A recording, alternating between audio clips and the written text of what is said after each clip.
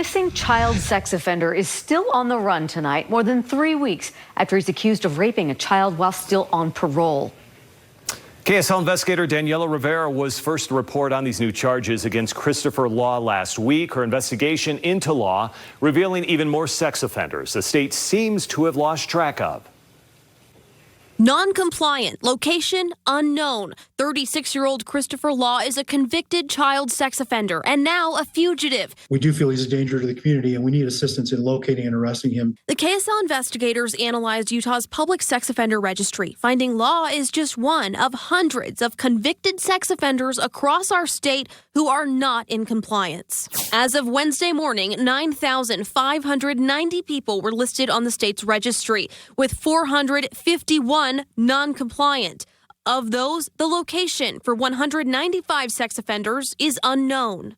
Our team also found several examples of offenders slipping through the system over and over again, in some cases for years. Take 63-year-old Jerry Surfoss. He pleaded guilty to failing to register at least 5 times since 2011. In the latest case, Surfoss was sentenced in 2021 to probation, and now he's missing again. Then there's 33-year-old Willie Brandt, who pleaded guilty to sexual battery and lewdness in May. He was also sentenced to probation, and he's already missing just 2 months later. 36-year-old Roberto Navarro pleaded guilty to 2 felony counts of aggravated sexual abuse of a child in July 2021. He was ordered to self-report to jail to serve a 1-year sentence, but he never showed up.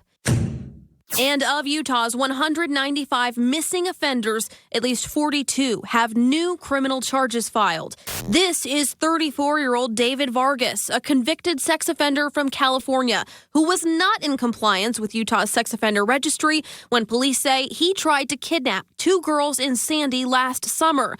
A warrant is out for his arrest.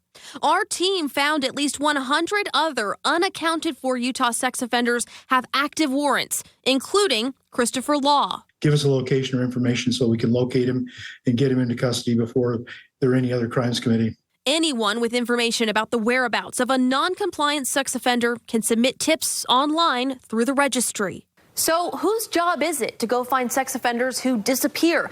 Well, Utah's Department of Corrections maintains the registry, a spokesperson telling us it's their job to go find offenders who are currently sentenced to probation or parole. As for the rest, it's up to local law enforcement agencies.